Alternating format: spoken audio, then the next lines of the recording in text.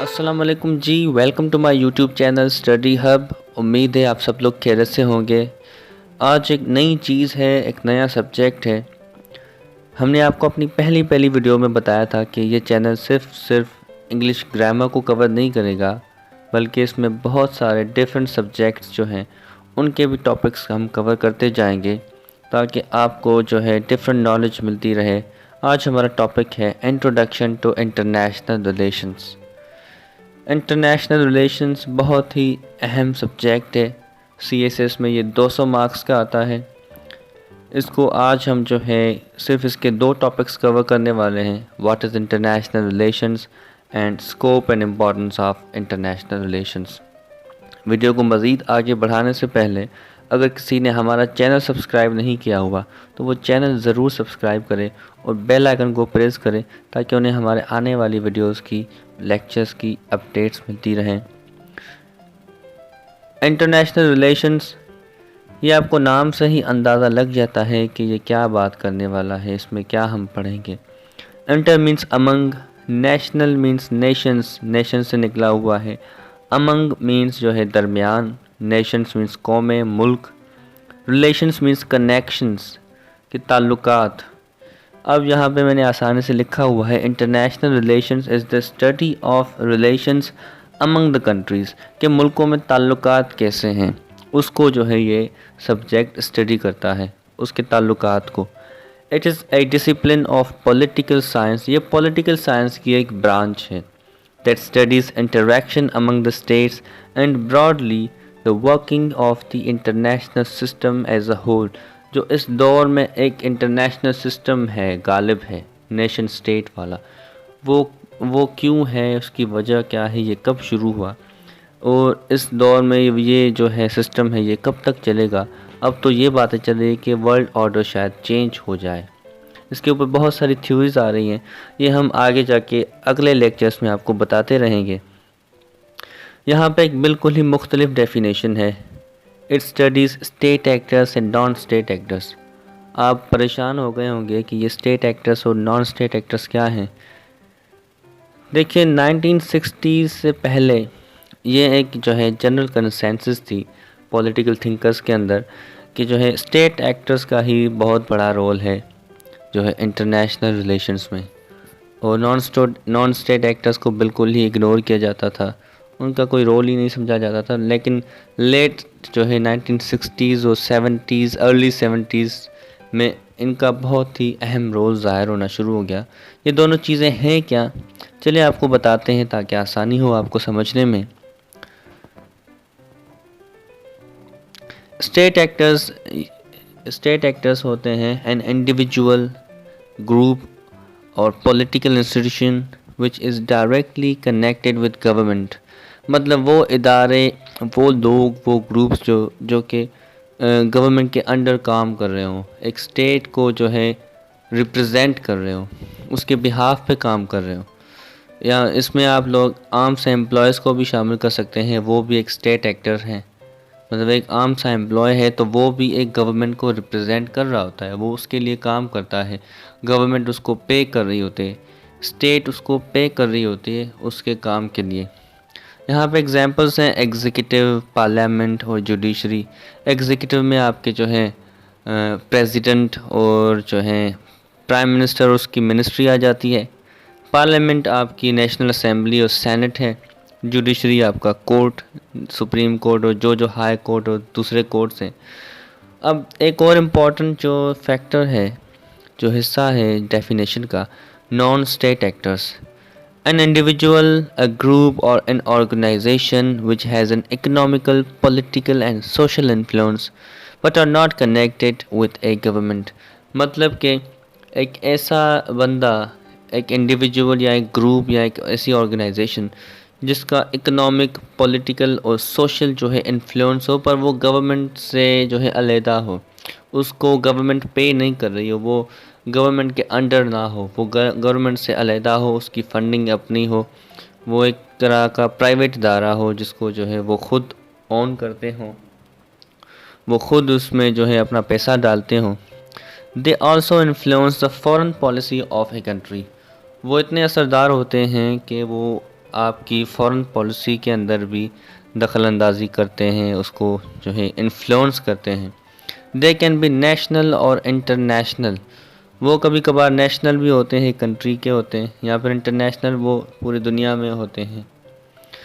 Examples मैंने यहाँ पे दिए हुए हैं। Regional organisations, international organisations, MNCs, NGOs, media, political parties, pressure groups, think tanks. अब रीजनल ऑर्गेनाइजेशंस आप देख लें, जो कि एक मतलब मखसूस जो है खित्ते के अंदर, एक रीजन के अंदर जो है मौजूद हों। मसलन सार्क हो गई, south Asian association for regional और कॉरपोरेशन। ये सिर्फ साउथ एशियन कंट्रीज़ के अंदर ही है, इसमें जो है बाउंड्रीज़ यही हैं, इसके बाहर वाला कोई कंट्रीज़ के अंदर इस कॉरपोरेशन के अंदर दाखिल नहीं हो सकता। और अरब लीग हो गई, जिसमें सिर्फ अरब कंट्रीज़ हैं। गल्फ़ कॉरपोरेशन काउंसिल है, उसमें सिर्फ जो है गल्फ़ कंट्रीज़ हैं। अफ्रीकन यूनियन में सिर्फ अफ्रीकन ही हैं, उसमें एशियंस नहीं हैं। और जो है मसलन यूरोपियन यूनियन आप देख लें, यूरोपियंस कंट्रीज़ ने अपनी यूनियन बनाई हुई है। ये सारी रीजनल ऑर्गेनाइजेशंस हैं। इंटरनेशनल ऑर्गेनाइजेशंस आप देखें, यूनाइटेड नेशंस हो गया, मसलन WHO, world bank, IMF। MNCs होते हैं जैसे कि कोई इंटरनेशनल कंपनीज़ जो कि एक कंट्री से तो पूरी दुनिया में जो है अपनी प्रोडक्ट्स को कंट्रोल करता है। एप्पल हो गई, फोर्ड हो गई, पेप्सी, कोका कोला, ऐसी बहुत सी जितनी भी कंपनीज़ हैं। और NGOs मसलन जो है फाउंडेशंस आप कह लें, या वेलफेयर एसोसिएशंस, एदी फाउंडेशन, आफरीदी और चीपा, ऐसी बहुत सारी हैं।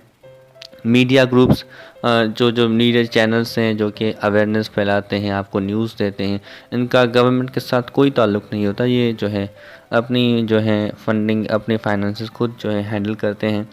Political parties, pressure groups. अब प्रेशर ग्रुप्स एक जो है, यहाँ पे मैं आपको थोड़ा बताता चलूँ, ये ऑर्गेनाइज्ड ग्रुप्स होते हैं। एक ऑर्गेनाइज्ड ग्रुप होता है जो जिसका कॉमन कॉज होता है, वो एक कॉज के लिए होते हैं। इनका जो है, इनका कोई पॉलिटिक्स में कोई इंटरेस्ट नहीं होता, पर वो इन्फ्लुएंस जो है अपना रखते हैं पॉलिटिकल जो है इंस्टीट्यूशंस के अंदर, डिसीजन मेकिंग में। मसलन ट्रेड यूनियन हो गई, लेबर यूनियंस। ये यूनियंस जो होती है ये प्रेशर ग्रुप्स ही होते हैं। बिजनेस ग्रुप्स हो गए, या फिर कॉलेजेस और यूनिवर्सिटीज़ में स्टूडेंट्स यूनियन हो गई, टीचर्स यूनियन हो गई। और जो पाकिस्तान में एक बहुत बड़ा मसला था 60s में, लैंडलॉर्ड्स वाला, उन्होंने बाकायदा पाकिस्तान की इकोनॉमी के ऊपर जो है धावा बोल दिया था, उसको पूरा वो कंट्रोल करते थे। इवन जो है गवर्नमेंट भी उन्हें कुछ ना कह पाती थी, इतना बड़ा उनका इन्फ्लुएंस था। आजकल आप न्यूज़ में सुनते होंगे शुगर माफिया या पेट्रोलियम माफिया, जो कि शुगर की प्राइसेस को अपने आप जो है वही खुद कंट्रोल करते रहते हैं। पेट्रोलियम की आपने देखी होगी कि कैसे बढ़ती जा रही थी, गवर्नमेंट कुछ कर ही नहीं पा रही थी। तो इतना बड़ा उनका इन्फ्लुएंस होता है। Think tanks. अच्छा, थिंक टैंक्स जो है ये कुछ इदारे होते हैं जो कि रिसर्च करते हैं और ये गवर्नमेंट की हेल्प करते हैं पॉलिसी मेकिंग में। गवर्नमेंट्स उनसे हेल्प ले भी लेती है क्योंकि उनकी एक रिसर्च होती है पूरी, उसमें बहुत पढ़े लिखे लोग होते हैं, एनालिस्ट होते हैं।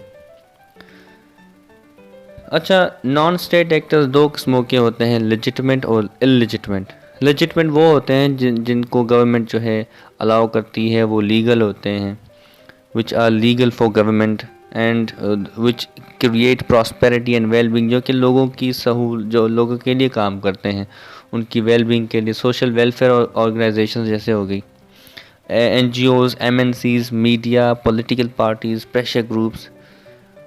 illegitimate non-state actors, those institutions which are not legal or valid for a government and challenge the constitution of a state. Band groups जैसे हो गए, या फिर बैंड ऑर्गेनाइजेशंस आप कह लें, माफियाज हो गई या टेररिस्ट ग्रुप्स हो गए, ये सारे इलेजिटमेट होते हैं। अब चलते हैं scope and importance of IR। देखें, it includes subjects with affect which affect international relations. जो इसमें ऐसे ऐसे सब्जेक्ट्स आ जाते हैं जो कि इंटरनेशनल अफेयर्स को जो है इन्फ्लुएंस करते हैं, उसको अफेक्ट करते हैं, जो कि इंटरनेशनल रिलेशंस को भी अफेक्ट हो जाता है। We study history of the world to understand how the contemporary world order is established, कि जिस दुनिया में हम रहते हैं, जिस दौर में रहते हैं, ये स्टेट कंट्रीज़ वाला जो ऑर्डर है, वर्ल्ड ऑर्डर, ये कैसे इस्टेब्लिश हो गया, इसका क्या फ्यूचर है। और इसमें हम लोग ज्योग्राफ़ी भी पढ़ते हैं। ज्योग्राफ़ी इसलिए क्योंकि क्लाइमेट हर मुल्क में अपना अपना है, ज्योग्राफ़ी के मुताबिक चेंज होता रहता है। तो उसी वजह से उसका उस मुल्क की जो है प्रोग्रेस में, प्रॉस्पेरिटी में, ग्रोथ में बहुत असर होता है उसका। इसी वजह से कुछ कंट्रीज़ में जो है नेचुरल रिसोर्स बहुत सारे होते, कुछ में नहीं होते। तो ये सारी चीज़ें जब पढ़ते हैं तभी हम जो है एक कंक्लूजन पे आते हैं। तो ये सारी इंटरनेशनल रिलेशंस में स्टडी हो जाती है। वी स्टडी इकोनॉमिक्स, यहाँ पे हम लोग इकोनॉमिक कंडीशंस भी देखते हैं कंट्रीज़ के, कि किसके कितने अच्छे हैं, किसके कितने बुरे हाल हैं, क्यों है। और उसमें बहुत से इकोनॉमिक टर्म्स भी हम पढ़ लेते हैं, जीडीपी, जीएनपी और बहुत सारे हैं। आप अगर कोई इकोनॉमिक्स का है तो उसे पता होगा। सोशियोलॉजी भी आ जाती है। रिलीजन्स को हमें पढ़ना होता है कि कहीं कोई जो है रिलीजियस कोई ऐसी जो है कहा जाता है कि रिलीजियस कुछ ऐसी रसूमात होती है जो कि एक कंट्री की प्रोग्रेस में रुकावट बन जाती है। तो इंटरनेशनल रिलेशंस में ये ज़रूरी होता है कि जो रिलीजन भी पढ़ा जाए, क्योंकि इंटरनेशनल रिलेशंस एक तरह से शुरू ही एक रिलीजियस मूवमेंट से हुआ था 1648। वहाँ से कहा जाता है कि इसकी डेवलपमेंट हुई थी, जो कि हम आपको अपने दूसरे लेक्चर में जो डेवलपमेंट ऑफ आईआर है उसमें ये सारा लेक्चर होगा। Treaty of Westphalia, 30 year of war, और जो है वर्ल्ड वॉर 1 या फ्रेंच रेवोल्यूशन, इसको थोड़ा थोड़ा टच करते आएंगे। वो वीडियो उस पर होगा सारा। और वी स्टडी इंटरनेशनल ऑर्गेनाइजेशंस, हम इसमें बहुत सारी रीजनल या इंटरनेशनल ऑर्गेनाइजेशंस को भी पढ़ आते हैं कि कितना, क्योंकि उनका बहुत असर है, बहुत बड़ा इन्फ्लुएंस है। हमने सारे वीडियो में इसके ऊपर ही डिस्कशन की थी, नॉन स्टेट एक्टर्स के ऊपर। और एक तो ये सीएसएस में 200 मार्क्स वाला सब्जेक्ट भी है, ये भी इसका एक स्कोप है। तो आज का हमारा वीडियो यहीं पे ख़त्म होता है। Don't forget to subscribe the channel, press the bell icon, like the video and share, wait for more videos. तो अगले लेक्चर में होगा डेवलपमेंट ऑफ आईआर, तो वो ज़रूर देखिएगा, बहुत ही जो है इम्पोर्टेंट लेक्चर होगा। तो तब तक के लिए अपना ख्याल रखिएगा। अल्लाह हाफ़िज़।